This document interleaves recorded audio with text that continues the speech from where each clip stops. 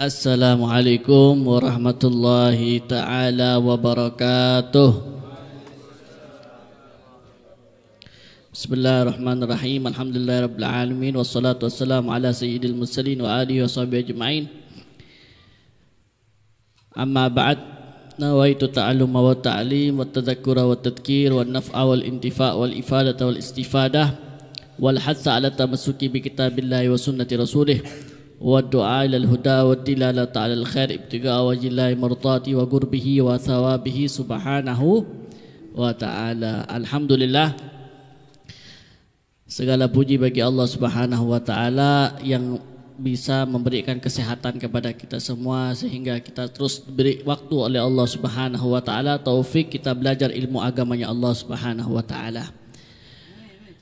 Alhamdulillah, kita sekarang sampai kepada pelajaran selanjutnya yang kemarin kita bahas tentang bab masalah apa-apa yang membatalkan daripada wudhu.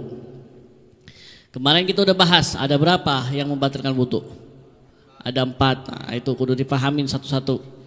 Apa aja yang membatalkan wudhu. Jadi mulai sekarang sampean nika mon teko betal tak betal wudhu sampean tek kumpak nika. Mun ada situng betal. Mun tak ada apa tak betal. Makin ada remah. Sampean dari sawah, ya kan, kotor semua, celot semua baju sampean, tapi sampean punya wudhu. Mau salat boleh-boleh aja. Boleh-boleh boleh-boleh aja. Tapi apa persis kuni? Iki. Apa? Iki masa celotan bejong sampean. Tak lebur. Tangki. Sampean berenang sungai, sungai rajo ni. Sungai kat mana kat rajo kan tu? Simapan. Ada sekali sungai Simapan. Tuh, sarakan lu. Pada berkeraksan ni kah? Neka sungai apa? Wangkal ni kada keraksan ni kah? Ha? Bondi keraksan kena, macam-macam ban. Sungai ni kah? Gunung sampean. Anyebur sampean pun. Mandi pun kasak pun. Sekalian ngalak wuduk sampean. Mari ngalak wuduk sampean apa aja ngah? Tak ada kelampi. Bade kelampi si sampean gawe mandi ni ke berenang ni. Berenang apa sebab? Ya baje ke kelampi ni kah?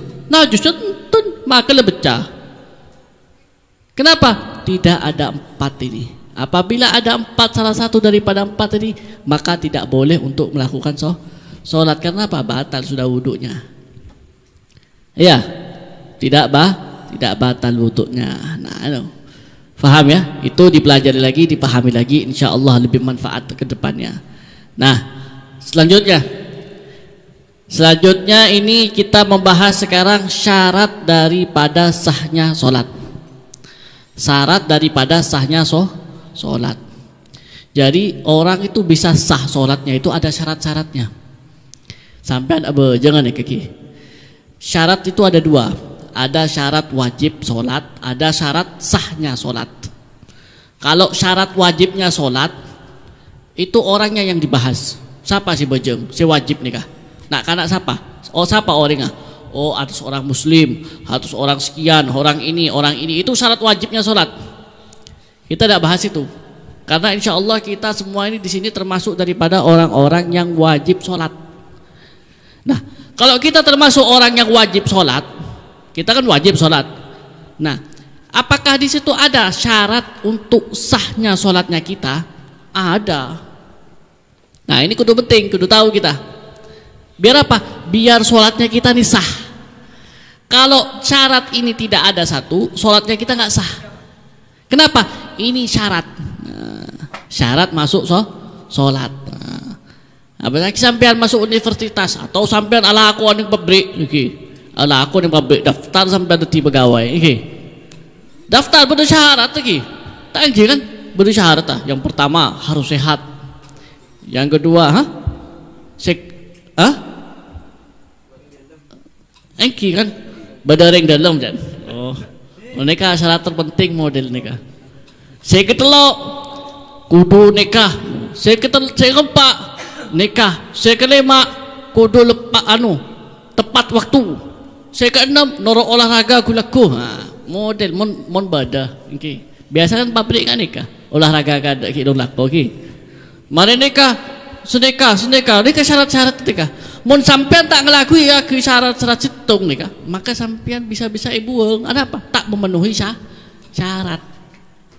Nggak nih juga sampean abajeng sampean karena pedipik sampean. Bojong kulebeb tuhur asar maghrib berma bajeng sampean. Bo tak tahu bukan bajeng kulebeb. Seneka. Tanya aki ngadep ka mas sampean. Bo sebedan nih beb. Mulai timur. Hari apa nih mungkin beb? Hari Selasa. Oh baru biasa beb. Nah, ini kamu pada orang ini mangga sholat tak sah. Kenapa? Karena sudah melampaui daripada syarat, tidak memasuki daripada syarat. Nah, sekarang kita ingin tahu apa aja syaratnya sholat itu. Yang pertama syaratnya sholat itu yaitu ma'rifatu duhulil waqti biyaqin. Mengetahui masuknya waktu sholat. Yang pertama mengetahui masuknya waktu sholat. Mengetahui masuknya waktu sholat. Sampean harus tahu. Dan masuknya waktu sholat itu terkadang orang itu yakin. Yang pertama harus yakin. Yakin. Masuknya waktu itu macam-macam. Yang sah itu yang mana? Yang yakin. Dia yang yakin. Gimana yakin? Ya yakin nanti sekarang masuk sholat. Kenapa yakinnya? Iya, saya ngelihat matahari beb tenggelam. Ghurubus syams. Mataharinya terbenam. Oh berarti masuk waktunya maghrib. Ngelihat secara langsung sampean nikah. Oke. Mau waktu isya. Oh apa? Mega kuning sudah tak ada. Sudah masuk waktunya isya. Mega merah sudah tak ada. Sekarang mega kuning sudah mau habis. Berarti sudah masuk waktunya isya. Kenapa? Sampean ngelihat sendiri. Tangki. Ini yang pertama, yakin. Yakin kalau sudah masuk waktunya sholat. Atau juga gak bisa yakin. Apa? Ijtihadin. Atau dengan ghalabatud dzan. Atau dengan prasangka yang kuat. Bagaimana prasangka yang kuat itu, Beb? Ya kan? Prasangka yang kuat.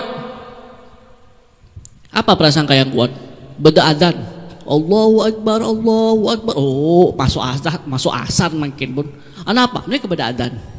Makin sampean tak neku secara langsung, secara yakin, tapi sampean ada adzan di situ. Ma boleh hapin sampean iki amun nyeset waktu adzan. Ting ting ting ting ting ting. Allahu Akbar. Oh, apakah? Sedekah. Engki. Abis haki kada sampean cuma takut pasar kota sampai pada Jakarta deki pas ngabas haki serba aja nih ada setengah jam. Apakah kada deki sampean bahaya nih kah? Engki. Abis haki kada sampean. Oh pas kota Jakarta atau kota Surabaya atau Probolinggo azan sekarang. Atau sampean lihat TV. Adzan maghrib untuk kota Probolinggo dan sekitarnya. Oh masuk azan di kebun. Boleh gak? Boleh. Ini namanya prasangka yang kuat. Atau juga jam makin macam-macam gitu. Bodo jam al-fajr nih kasih badan apa? Bodo azan nih kah? Mun azan nih kah? Langsung benih azan. Titit. Oh niku sampean. Oh azan subuh. Oh azan maghrib. Oh azan nih kah? Nih kah? Oh tabah HP. Sampean ngalak HP beda. Oh nikah. Nah itu namanya apa? Sesuatu yang membuat prasangka kita itu kuat kalau sudah masuk waktunya adzan. Disebut yakin? Enggak yakin. Kenapa? Karena kita enggak lihat secara langsung. Apakah boleh? Boleh. Nah itu. Boleh. Itu namanya prasangka yang kuat. Atau yang ketiga, termasuk juga ma'rifatul qiblah, mengetahui waktu masuknya waktu, ma'rifatul dukhulil waqti, masuknya waktu, tahu masuknya waktu dengan apa? Ijtihad. Dengan apa? Ijtihad, dengan usaha. Ijtihad itu bagaimana, Beb? Kebiasaan kita. Iya, kebiasaan kita. Misalnya sampean nika alako ning pabrik nika sampean nika tada sinar matahari. Oke. Tada sinar matahari. Tak oneng sampean masuk zuhur apa tentang oneng sampean. Zuhur lah kena ton ke lun. Jam congok jam. Tak ada mati kepi so pabrik misalnya. Pabrik sarakan dulu nih kata jam mereka. Oke. So pabrik mah mati. Mau tabak misalnya. Problem sampean niku masuk waktu sholat atau benten. Nah, ijtihad. Apa ijtihad? Biasan gula mau masuk waktu duhur nika beda pengumuman jam waktu istirahat bagi pegawai semuanya untuk istirahat. Misalnya seperti itu. Biasan mau beda waktu pengumuman nggak nikah nika biasan waktu duhur sudah ada. Sudah masuk duhur ini. Berarti sekarang sudah masuk duhur. Ini nama ijtihad usaha. Atau juga sampean tukang jahit. Misalnya biasanya saya itu kalau jahit baju sampai setengah, gabai jubah nih kan setangan nih kan tak duhur. Abid gelu ya. Gabai jubah tangan tok situ tak duhur. Misalnya biasanya saya sampai selesai pakai jubah, selesai saya jahit baju jubah ini biasanya sampai duhur. Duhur sudah adzan. Dan ini sekarang mendung. Dan saya tidak ada yang adzan, mati listrik semuanya. Kebetulan di tempat saya tidak ada jam, beremar ya. Terus sekarang sampai mana kamu? Ini sudah mau selesai. Nah, tahu-tahu mari, berarti biasanya masuk duhur sudah. Nah, itu namanya kebiasaan. Namanya ijtihad ya. Macam-macam ijtihad itu. Tergantung keadaannya. Contoh atane ya ki. Sore-sore amacol ki biasa kok mau macol ni kita kermari enggak nikah ni kebiasaan masuk maghrib. Apa sakit sampean? Macol tahu mare. Maghrib kita maghrib apa? Jombe peteng. Ada adzan sekali. Makai masjid bingung. Misalnya adzan pun. Insyaallah masuk waktunya adzan. Itu. Yang pertama apa? Harus tahu masuknya waktu. Nah, seandainya sampean tahu-tahu ijtihad, misalnya ijtihad sampean. Mari ajai. Mari ajai. Tahu-tahu sampean ada adzan sekali. Mendungnya ojen, ada jam beremari pas. Gimana pun jubah pun bajang pun duhur pun seneka ijtihad sampean pun. Tak tahu mari bajang sampean terak boleh beda adzan Allahu Akbar pun. Kilun adzan santak kelu je itu paling. Nah, ini bagaimana hukumnya Bib? Nah, hukumnya itu dihitung qada. Untuk sholat kamu yang sebelum-sebelumnya kalau kamu pernah meninggalkan sholat itu dihitung qada. Bajang boleh ya, bajang boleh. Sampean bajang tak tepak bektoh. Bajang boleh. Beb, mau terlebat Beb. Misalnya sampean depak duhur pun. Nih ke jubah mari pun. Pas mari bajang sampean tak tahu beda adzan. Adzan apa nih kah? Tak tanya lagi orang.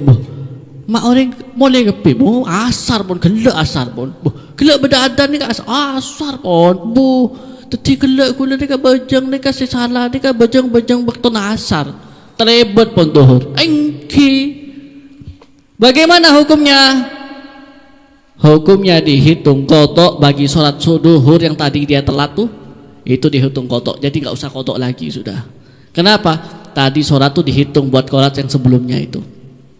Karena dia sholat sudah lepas waktu. Waktu duhur sudah lewat, masuk waktu asar, dia baru sholat duhur. Nah, gimana sholat duhurnya ini? Dihitung sholat duhur yang sebelumnya. Gitu. Terus sholat asar belum dia sholat asar setelah itu. Paham ya? Nah, itu apabila ijtihad. Apabila tidak ijtihad, tidak melihat waktu secara yakin, atau juga tidak melihat secara ijtihad atau secara prasangka, tidak ada jam, tidak apa, tak tahu pun sampai asar pun nikah. Tahu dari dan pencan gula pun. Bulu nih kau neng kebi. Misalnya sampai neng kebi gula pencan nolak tuh masuk surga ben. Nolak gula. Maju bajang mas. Bajang. Dah remah. Tak tahu pas ngabasaki mari gitu beda adzan. Allahu Akbar. Beb. Ki buru ki lun masuk duhur Beb. Beremah. Ya qada. Salah ben. Salah. Kudu qada. Atau pas waktunya. Ternyata pas waktunya. Beb, tadi antum sholat itu apa cara Habib tuh Beb? yang tidak dengan yakin, dengan ijtihad atau dengan prasangka, tahu-tahu pas waktunya. Waktu sholatnya pas, tak bitong. Tak bitong bejeng. Ada apa? Tidak mengetahui apakah masuk sholat atau tidak. Yang penting bejeng. Tidak dihitung kudu bejeng boleh. Meskipun tepak bektuna. Meskipun tepak. Nah, mangken sampean nih kan entar ka mandeman nih kan mangken. Lunculun mandeman nih kan mau terbejeng habis sakit jam ka ada. Oh, bekasar nih kan si. Bekasar dari remah memendung beremah. Habis sakit jam. Oh, kol seneka. Oh, pon. Bektuna bejeng, iPhone bejeng. Oh, ning dari ada. Ini namanya ghalabatul dzan sudah. Sudah masuk prasangka. Boleh sholat, boleh. Kenapa? Sudah mengetahui masuknya waktu. Paham ya? Fa in shalla ma'a syakki lam tasihha sholatuhu. Apabila dia sholat dengan syak, ragu-ragu, masuk bekto penten, masuk bekto penten, masuk bekto penten, posang sudah.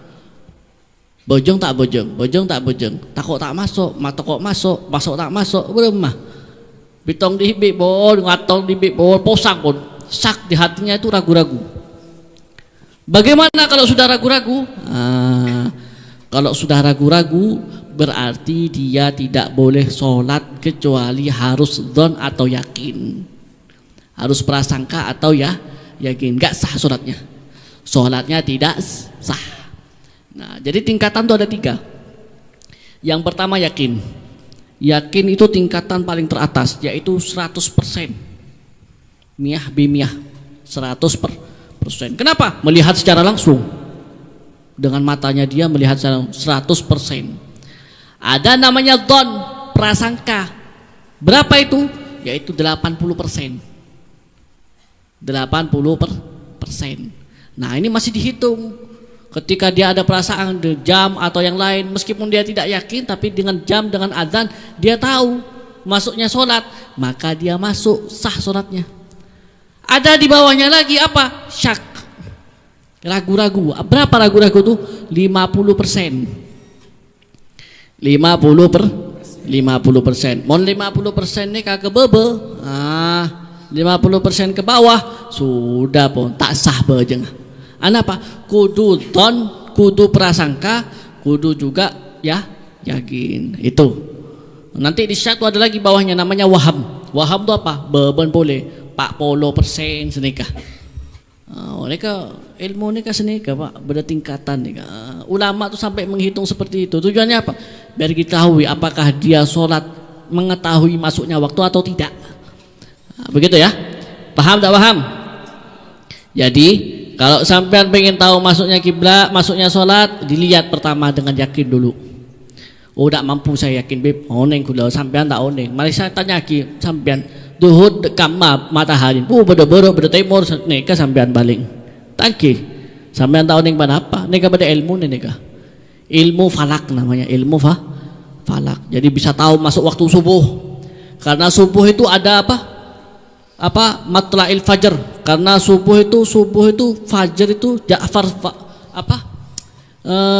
waktu subuh itu ada fajar kadzib, ada fajar sodik. Benih fajar kadzib, benih sodik kan benih lain boleh fajar sodik nih kah? Sodik nih bedanya itu lain. Kalau orang tidak praktek belajarnya atau dengan guru ahli falak yang mufannin, yang mutafannin, yang pintar, tidak bakal masih bingung. Masih bingung. Meskipun orang alim, maki sampai baca kitab berma boleh, tapi sampai tidak praktek, pusang sampai. Nah, itu kudu belajar, ada pelajarannya. Dibimbing sama gurunya. Itu ngapa lagi? Bila bektuna ini apa nih? Fajar apa ini? Oh, ini apa lagi? Oh, tinggal fajar kadzib. Mari bitong boleh fajar kadzib tumbuh sekian jam sekian per detik, sekian. Oh, ini bentar lagi fajar kadzib ini. Oh, datang boleh sinar boleh. Ini fajar kadzib ini. Fajar sodik ini sebenar nih kah. Bektuna masuk subuh nih kah. Sekian. Itu. Ada ilmunya itu. Tak gampang itu. Makanya di masjid-masjid itu kan ada itu ya. Ya kan? Jadwal setahun, ya kan? Tahun untuk wilayah sholat wilayah Probolinggo dan sekitarnya, ya kan, ada Surabaya dan sekitarnya. Itu ada hitung-hitungannya itu. Itu ada ulama naik ke gunung, ada ulama satu yang mendedikasikan dirinya, hidupnya itu untuk pelajari itu. Jadi hidup di gunung dia. Setiap hari dihitung sama dia, dihitung. Tiap hari dihitung sama dia, dipasin. Oh ini hari ini sekian waktu zuhur, asar sekian, maghrib sekian, dihitung sama dia. Detail selama setahun. Setelah itu baru jadikan barometer. Jadikan barometer. Oh kalau keraksaan karena mataharinya timbul dulu daripada Jakarta, ya kan? Atau Probolinggo timbul dulu daripada Surabaya, jadi Probolinggo ini lebih dulu subuhnya daripada Surabaya beberapa menit. Nah, dihitung gitu. Ada hitungnya masing-masing. Makanya setiap kota tuh beda-beda. Nah, sampai mendik HP ini kan, beda aplikasi ini kan langsung kan nyeting di cetek otomatis mengikuti daripada kota yang Anda tinggal. Nah, itu enak. Kenapa? Mengikuti jadwal yang sudah ada. Mengikuti semua itu ada caranya dan ilmunya. Nah, mau sampean terus yakin belajar nikah 10 tahun, nah, nikah. Oke. Tak ada umur sampean. Oke, nah apa beb belajar beb nya aplikasi HP bodoh makruwet merwet. Oke, ampun. Derajat sampean beb kuliah nikah kedua nih kebon. Apa? Derajat yang nomor 2 apa? Prasangka. Mun Pak Di lah adzan pun tuhur. Oke. Mun lapak su maghrib nih kebon. Sedih, kita sarut sampean pon. Oke. Nyaman tak nyaman? Nyaman, boh. Kau kenapa nih kebon? Beb sampai jam berapa ini? 9. Hah? 9 ya. Satu lagi ya. Yang kedua itu yang pertama. Yang kedua syaratnya juga itu ma'rifatul qiblah, mengetahui kiblat. Nah, ini kasih penting juga nih kak. Jadi sholatnya itu nggak sah kalau tidak mengetahui kiblat. Sebagaimana tadi berbeda orang senyaman bidik bejeng apa bon? Bejeng asar kulo beb. Kol berapa nih kak? Kol 10. Sah tak sah? Tidak sah. Kenapa? Tidak mengikuti aturan, tidak mengikuti syarat. Nah begitu juga sekarang yang kedua, apa itu? Ma'rifatul qiblah, mengetahui kiblat. Ya, mengetahui kiblat. Jadi mengetahui kiblat. Kiblatnya di mana sekarang? Oh, barek beb, cak bareun. Oke, cak bareun. Oke. Kiblatnya mana beb? Kiblat mana? Kiblatnya Ka'bah di mana sekarang? Oh, kiblatnya di sana beb. Kiblatnya di mana? Kiblatnya di Mekah. Oh, iya ngikutin kiblatnya Mekah. Kiblatnya Mekah. Dengan yakin. Ya kan? Dengan yakin bagaimana dengan yakin? Ngelihat Ka'bahnya langsung. Oh, ini ke Ka'bah nih kah? Apa boleh sampean sebajang Mekah nih kah? Masjidil Haram, hotel nih kah si rajo nih kah? Oh, kenali langsung. Oh, udah Mekah loh. Maki kancan sampean bajang kasa. Si penting sampean ngadep ke Ka'bah nih kah tak napa. Tidak apa? Tidak apa-apa. Itu yang pertama. Atau zonan seperti tadi, atau prasangka. Prasangka, bagaimana prasangka? Ya itu tadi, seperti tadi. Tidak bisa melihat secara langsung Mekah, tapi melihat dengan adanya tanda-tanda bahwa itu adalah Mekah. Kenapa? Ya karena bujur sangkar, kompas, kiblat tuh sana. Ya, kiblat tuh sana. Berarti kiblat tuh pas sana. Nah, atau ning HP bisa aplikasi kan beda, aplikasi sholat sama aplikasi kiblat. Sabuk sampean. Oh, kiblat gak sak pun. Ini namanya zon. Bon yakin nek kudibi sampean datang di Mekah, oh pas Mekah beli boleh dikit baja ke sampean. Iya, mohon terlalu yakin sampean. Mohon tak yakin, bonton pun makin iki. Mang kebohongan sekolah be panjenengan iki kelas don bohon, kelas prasangka. Lah cek benambah sampean, kecuali sampean mun haji, kalau umroh baru sampean kelas-kelas apa? Kelas kelas ya, yakin. Kenapa? Ngelihat langsung sama Ka'bahnya. Begitu. Jadi harus ngelihat langsung. Iya. Dan itu kapan? Itu adalah sholat yang wajib. Nanti ada pembahasan tentang sholat sunnah. Yang mana sholat sunnah itu ada sholat sunnah yang tidak wajib untuk menghadap kiblat. Tidak wajib menghadap kiblat. Contoh sampean sholat apa? Sholat sunnah di mobil sampean bojong bismillah sholat tojuk sampean mobil Tak usah ke kiblat. Menghadap di mana mobil itu berjalan. Karena Nabi dulu juga pernah sholat seperti itu di atas ontanya. Mau makin ada onta sampai mau naik kota, ya malai di bid deki. Mau malai duaan bagi ke Habib situ, okay. Engki mak bola sampai antar umroh deki. Insyaallah umroh ki. Lioleh deki, lioleh apa? Lioleh ke Habib. Anan onta bi pun tak saja raja. Mun onta kan raja gelu. Anan bayi nek kenek nek. Okay. Gelem sampean. Gelem ya. Seroge ibu posang sampean diki. Itu, Allahumma shalli ala Muhammad. Itu, jadi pertama itu apa? Istiqbalul kiblat, menghadap ke kiblat, kecuali nanti sholat safar. Ketika safar sampean boleh sholat sunnah menghadap selain kiblat. Sholat sunnah, beda sholat wajib. Sholat wajib kudu ngadep kiblat, harus menghadap kiblat. Ya, atau juga sholat wajib itu boleh kadang-kadang tidak menghadap kiblat. Kapan? Fi syiddatil khauf, ketika sampean perang. Jihad fisabilillah, sampean perang neka fi syiddah. Sudah fi syiddah neka apa? Pun aka camuk pun apa? Berantem pun sudah undang pedangan nih pun. Mun lambot nih gedang pedangan nih. Mau abu aja ngerokok pedem sampean tade.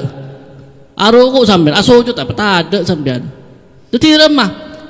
Tak usah banyak bentah nang macam-macam bismillahirrahmanirrahim alhamdulillah sambil apa pedang nih tik seneka tangki pun memakin berma perang beb memakin kan bak tembakan engki bak tembakan mun bak tembakan makin tak bucau nih kan ngetek si kuning sampean bejeng bisa kan engki kecuali modep adopon sampean apa nak sekolah tawuran lembek kini apa tabung kasak dikit boleh kasak dikit tanya ki beri sinokol tak ada takut kepi kun kuda tok tak kina nak sekolah lembek ki tawuran ki saya kelak ni kan anak-anak ni pernah balik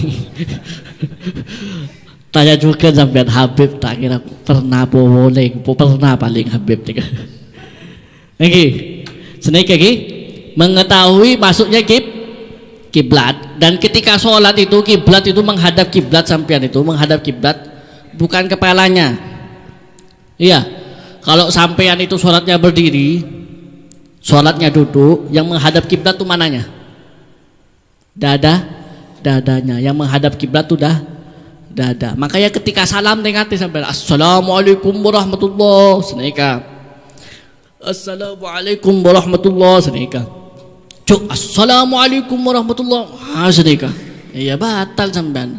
Kenapa? Yang harus menghadap itu dada, bukan wajah. Kalau wajah itu sunnah, yang menghadap tuh dada. Kalau wajah itu menghadap ke bawah, ke tempat dia bersujud, ke tempat dia sujud. Mangkan menmotek bajang mereka nggak ada beban, bening ada ke atas sampai benih. Kecuali sampai mau ngabesaki anak sampean, anan sampean amain takut beden apa abesaki kenika. Tapi dada tetap menghadap kiblat. Begitu ya. Itu caranya sholat di situ. Ketika sampean sholat duduk, sholat berdiri menghadap kiblat dengan dada. Niki, mengganti hati sampean. Mula assalam nika banyak ning assalam tuh terlalu bersemangat. Apa boleh mau sholat terapi nih? Assalamualaikum warahmatullahi wabarakatuh. Oh, ada lah.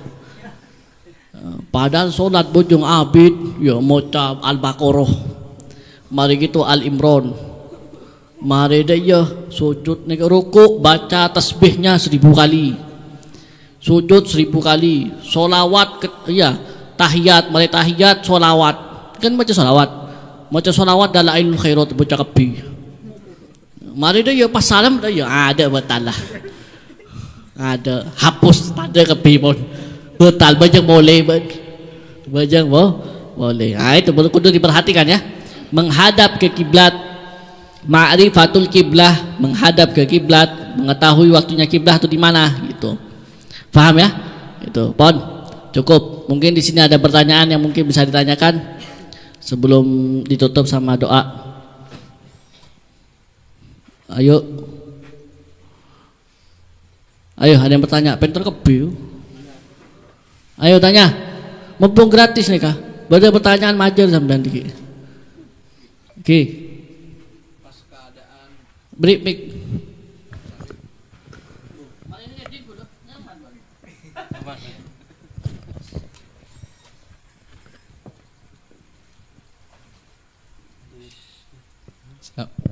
Assalamualaikum warahmatullahi wabarakatuh. Beb, saya mau tanya, pas keadaan kita sakit atau pas keadaan kaki patah, itu mau sholat kan hanya bisa berbaring nih. Kalau mau menghadap kiblat itu nggak bisa. Itu gimana, Beb?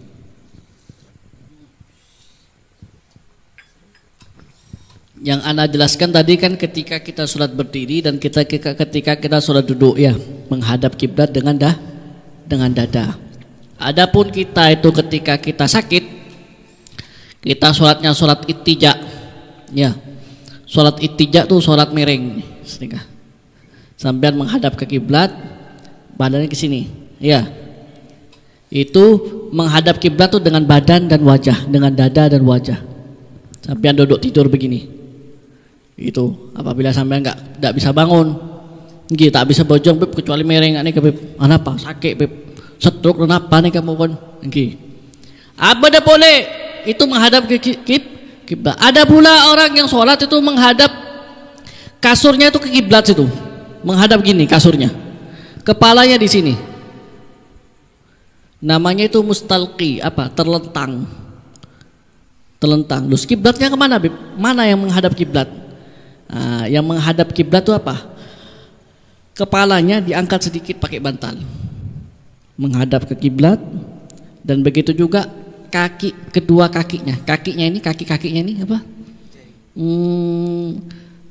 Telapak kakinya ini, nah menghadap ke kiblat juga, gitu, selonjoran gitu sampean, selonjoran gitu, biar ngadep nikah, bajang nikah.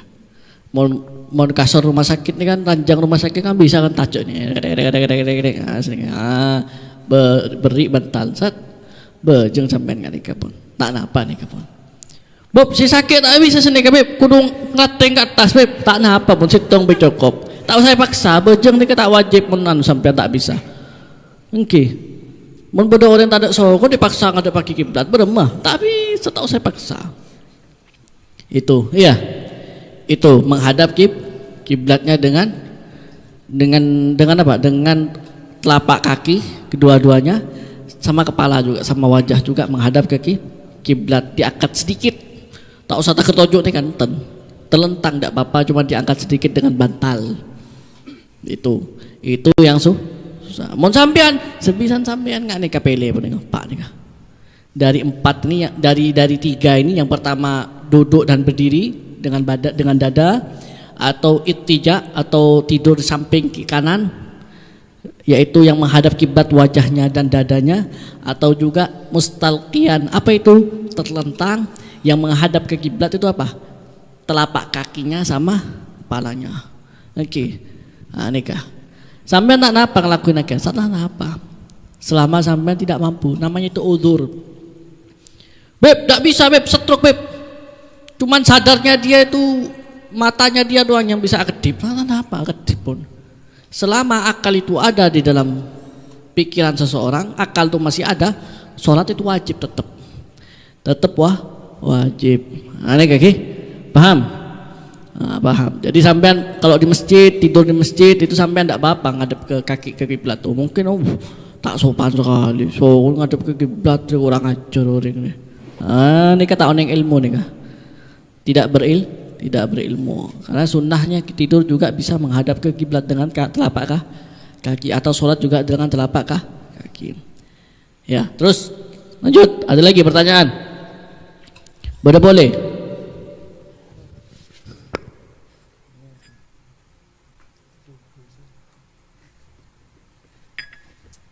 Tidak ada. Ayo satu lagi. Kasih mic. Assalamualaikum warahmatullahi wabarakatuh. Waalaikumsalam. Tanya Beb, kita sholat dengan khusyuk, terus salam, terus kita berpikir jangan-jangan sholat kita tidak khusyuk, itu gimana hukumnya Beb? Solat kita khusyuk. khusyuk. Tahu dari dimana ben khusyuk? Iya. Khusyuk itu apa? Khusyuk itu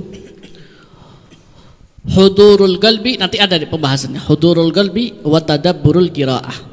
Hadirnya hati dan tadabbur dalam qiraah. Memahami apa yang dia baca. Itu namanya khusyuk. Khusyuk. Nah, khusyuk ini ulama ini banyak bilang. Ada yang mengatakan itu rukunnya salat. Ada yang mengatakan itu bukan rukunnya salat. Dan di sini disebutkan enggak ada khusyuk? Enggak ada. Enggak ada. Kita diharuskan khusyuk itu ketika ibadah. Tapi bukan berarti kalau kita meleleng atau kita kemana-mana, iya, tak sah bajengah, tetap sah. Sholatnya tetap sah. Karena syaratnya sholat itu kita mengamalkan dari syarat-syarat yang ini. Apabila kita melihat di situ tidak ada khusyuk, ya kelas. Sebisanya. Karena apa? Khusyuk itu adalah untuk mengikat kita, hubungan kita sama Allah Subhanahu. Semakin kita khusyuk, tadabbur, semakin diterima kita punya sholat. Selama tak bisa khusyuk, bejeng sampean. Ah, tak bojong gula beb. Kenapa? Tak khusyuk beb. Senaik ke pas. Tak khusyuk, tak bisa khusyuk gula beb. Tak bojong gula pun beb. Kamu ini disuruh sholat tuh nggak harus khusyuk. Baru kalau kamu sudah tadabbur, sudah khudur, sudah terus pelajari itu nanti ilmunya, baru kamu bisa khusyuk. Oke. Ini tingkatan ini. Mas Sabian masih belajar ilmu syariat. Nanti ada hakikah, ada ini sehingga sampean ketika sholat Allahu Akbar, hati sampean sudah tidak mikir apa-apa. Mohon makin wonten. Sampean bajong Allahu Akbar. Oh, kunci motor beda memar lah. Kula jawab saya kula beda memar. Takut pasti kalah baby ini ya, sedih kesampean ki kan kah? Iya kan? Iya ya berjanjian orang ni kah? Lupa gula bajang ni kah? Apakah sah solatnya? Sah. Kenapa? Tidak melanggar daripada syarat-syaratnya solat itu. Karena khusyuk itu hanya keharusan yang tidak wajib. Maksudnya tidak wajib apa? Tidak membatalkan daripada solat gitu. Anggaplah sampean datang ke Habib Muhammad, bentang ngajak bentah Habib Muhammad, ajak bentah sampean. Habib Muhammad ngajak bentah sampean. Sampean ho dalho ngene, dalho pikir mandeman ya. Heh, kiri kaki pun, ngeding Beb. Seneka. Apakah sampean yang ke Habib Muhammad sampean tak ngeding kaki? Ngeding kaki.